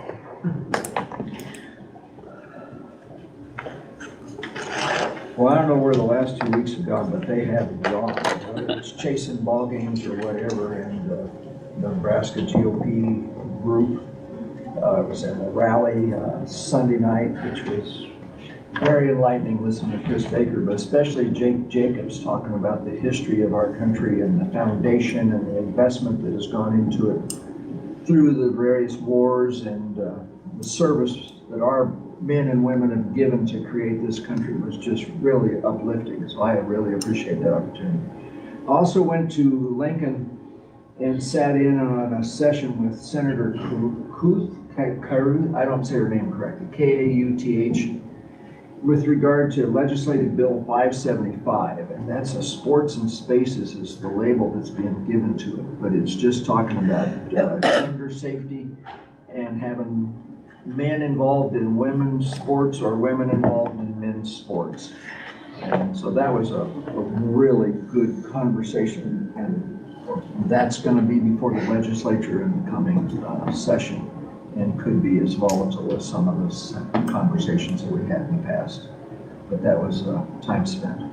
Haven't worked with, well, we're having continuing conversations and when the tech can get together and discuss a proposal before us with regard to telephones and internet, and waiting on that to all come together. But that's been my 2 weeks, and I am escaping maybe this afternoon or tomorrow morning, heading out of town, planning to be back for the next session.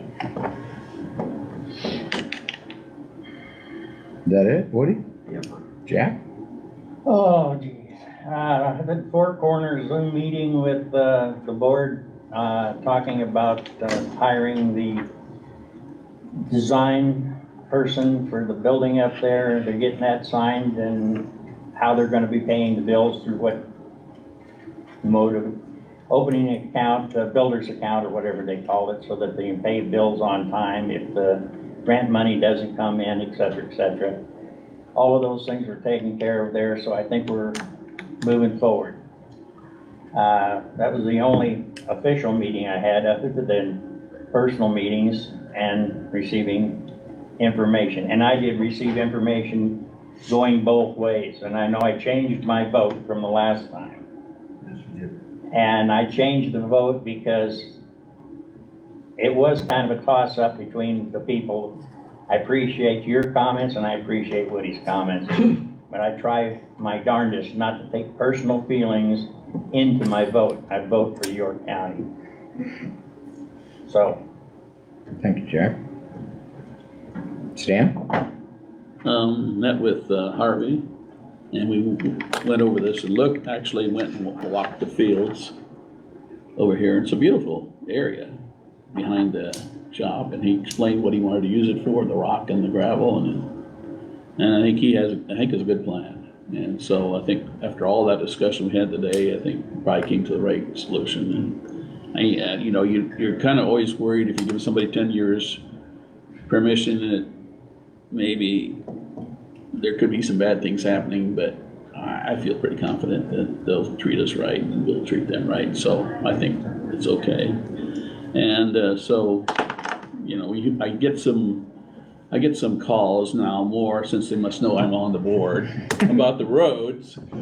And one of the most aggravating thing is when you have a 20 hundredths or 30 hundredths of rain, and they really complain about the roads. What do you expect? What do you expect? And so, and then I had one person who wanted me to actually come out and see his roads, and I went out and I drove his roads, and I took him along, and we went to all the problems he showed me. I see. I came back and I said, I wish I had every one of those roads in my place. So anyway, so that's what I've been doing. Plus, went to that same meeting as Woody did on the Republican rally, and this Mr. Jacobs talked about the history of our country, which is fantastic, but also some of the worrisome things that he sees in the future. What is the name of that group that has a war conference? Remember the name of that? Where they're planning a war with Russia? And he told us, according to their plans that they're making, and I don't know how he knows this for sure, but he's pretty in it, that it would take 3,500 troops a week that would get killed. Oh, it's the War College. War It's College. the United States War College. And they're planning this war and planning that's going to happen. And we're going to have a draft, and we're going to lose so many young men, and it's very concerning. I mean, I think the reason I bring this up is that we just keep aware of what our government's doing, and I don't know if it's going to be true or false or whatever, where we're at, but it's concerning, very concerning. And this dragging out the war in Ukraine is what we've been doing in the past, in Afghanistan and all that, and it's just devastating. And I guess we're just encouraging us all to stay on board with what's happening. That's all. Thanks, Dan. Daniel? Woody touched on the tech committee. Couple points on that. With the passing of the budget, we are gonna be pulling any data processing equipment out of that LATCF fund. And so Randy had sent out to the officials, just asking, watching the budget, and in there, that any equipment that the departments would need throughout this year, that they bring it to Woody and I, and we can have the tech committee review that before we expend that money out of that fund.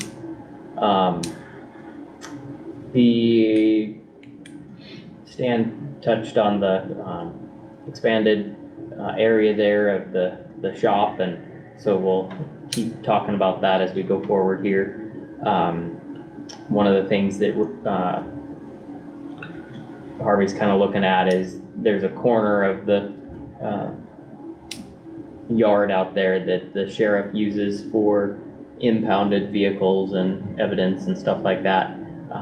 So would like to see that area expanded and be fenced off with a access allowed only by the sheriff. That way, currently, when the yard's open, those vehicles and whatnot would be exposed.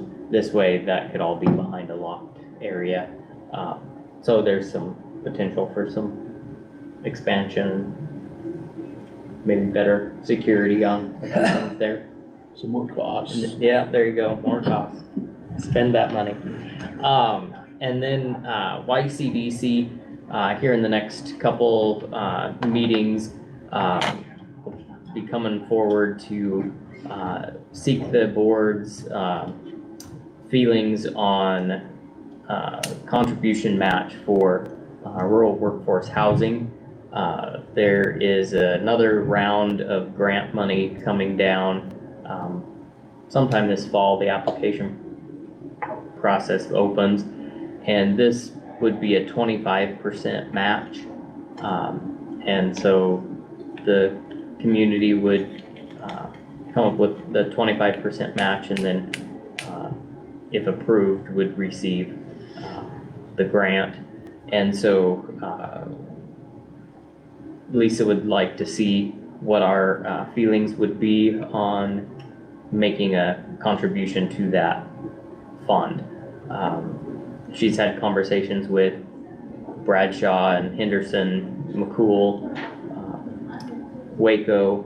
I believe she was reaching out to Gresham to see, what projects they might foresee coming that might qualify for some of that grant money. So just kind of be thinking about that, whether or not we would be on board.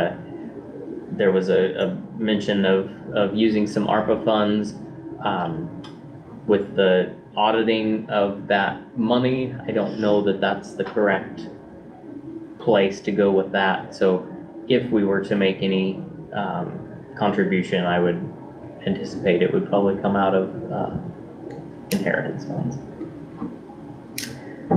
That is what I have to offer today. That's everything? Okay. And that will be, we plan on having that in a future meeting of October? We have two more meetings in October, 14th and 31st? Okay. Okay. I've got a few things, obviously. We have a call center meeting Friday. Jack will have that meeting also. The budget was turned in last Friday to the state of Nebraska, and we got the email confirmation that it was turned in and done. Insurance committee did meet last week also. We had heard from our health insurance provider that will be coming forward on a future meeting here in October. We have turned into a pretty good group for health insurance, and they're offering a minimal rate increase, which is always, and we ran that by Maddie. And like I say, we'll talk about it, take some action on it here in Because we're so healthy then? Apparently, we got healthy. Yeah. We typically, they kind of run from us just a little bit, but so that they would like us to stick around. So that's a good deal. Tech committee, and I talked to Daniel just a little bit about it. I think we need to check out our internet speed. As we've noticed some issues here with our laptops, and that's why juvenile diversion went away from a laptop to a hardwire. I know the county attorney's office uses a tremendous amount of video and stuff like that our internet speeds we need to check out to see if somehow we can improve. I know we have a bunch coming in that's supposed to be coming into the courthouse, but whether it's just getting bandwidth out or what, I don't know. So that's something I think we need to get our IT or something checking in to see what's going on, or if they need a direct line or something like that. WJ Consulting is turned in an annual review for us. This is something that they do, are checking on our child support And so that is here for our review. They work off of what they save, collect, and find. I believe that's a 2-year contract when we sign it, is it not? And so that's a review that I have here in front of us. Also, in the next meeting, we will have transfer of ownership for the courtroom equipment that we all got, we agreed to. So they wanted to know if we could just sign it, and I thought, well, it'd be better just to have us take care of it that way. And at another future meeting, United Healthcare, this has happened, this will be the 3rd year in a row, that the insurance companies, if they make more than a certain percent, then they have to give us some kickback. And that's this, like I say, this has been the 3rd year of that. So we do have a check that came back to us in the amount of $25,568.60. Along with that check, all the people that we have on our insurance, it's traditional, gets a letter stating that money has come back. And in the past, we have shared that money. Legally, we have to share X amount with them. And in the past, we have done that and typically do that in December. So that will be in a future meeting. Also that we will have, through that, last Friday, I also sat in on a brief meeting with the Historical Society. It's been a little bit tough to get a hold of them, and I went and kind of jumped their budget meeting and showed up there. And I think that we've had an ask that probation is unfortunately running out of room. And so I think we'll have to decide where this board feels about the historical documents that we don't have but are being housed in our building. And it's interesting to see up there. It's interesting to talk to Nancy Beach is in charge of it. And can we come to some kind of solution? Obviously one solution is kick them out. That seems to be a drastic solution. Or can we get away with adding on just a little bit and taking a little bit of the area they have to satisfy what probation has? I think these are conversations we have to have in the near future to see, but I do know that there is that north end of that building is loaded with historical documents of York County, that if you're into that, it's very interesting.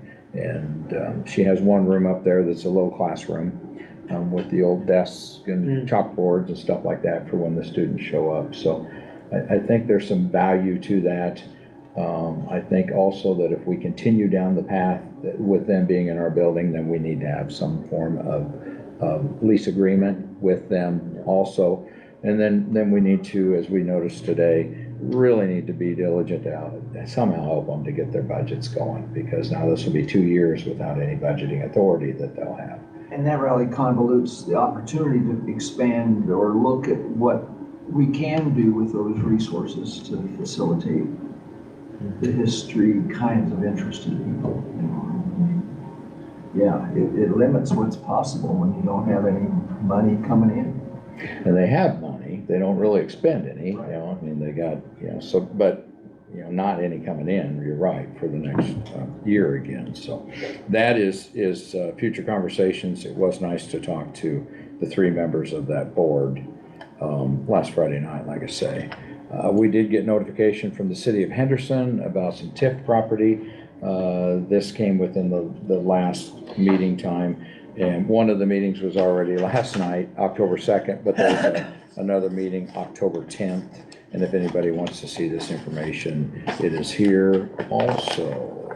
I think that is everything that I have, unless I forgot anything. As Daniel stated, I did send out an email to all the department heads and elected officials, thanking them and challenging them a little bit to not just come in on budget, but come into under budget and strive to do the best we can. So I'm not saying we haven't been, but it's kind of a challenge that's out there. So I had a really nice conversation with somebody that talked about how well you managed, if that's the right term, or presented the pink card opportunity to just explain what's going on, and then provided people to have, when that hearing was over, then provide the opportunity for people to express, these are my concerns, this is what we want you to do. And it impacted some decisions we made the next morning.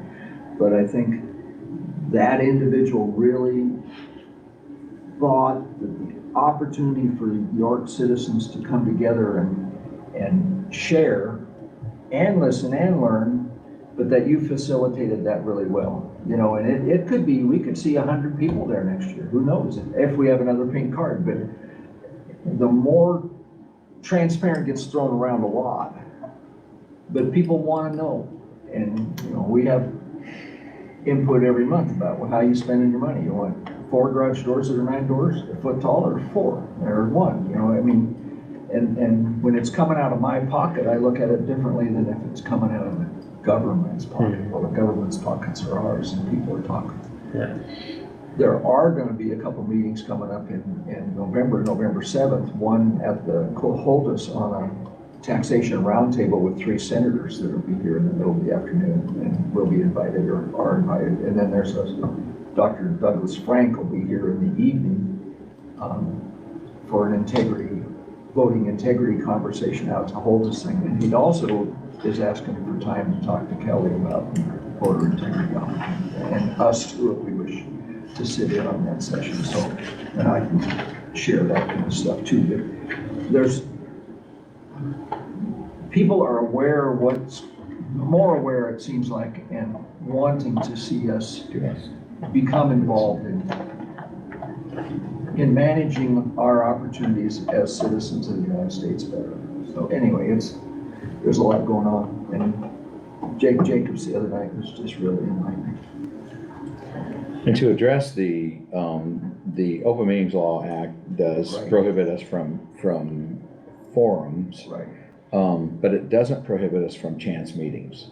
And those types of things are considered a chance meeting, to where they know that we are going to assemble. The best we are advice is if we do go down to the solar thing, is just don't sit together, and sure as heck don't do any business. Right. You know, so it's not like we don't like each other, but it just is good practice that we don't. We're not in cahoots planning subversion. Right, because we are in a small county, and we are all involved in a lot of different things, and there will be those chance meetings. They know it. Well, and we can't put aside our interests and the conversations that people are bringing us. Well, why don't you know about this stuff? Well, the only way to get to know about it is if you go and attend some of that. Right. Yeah. Okay, did you have anything? No, okay. All the thoughts are out? Okay, we are adjourned.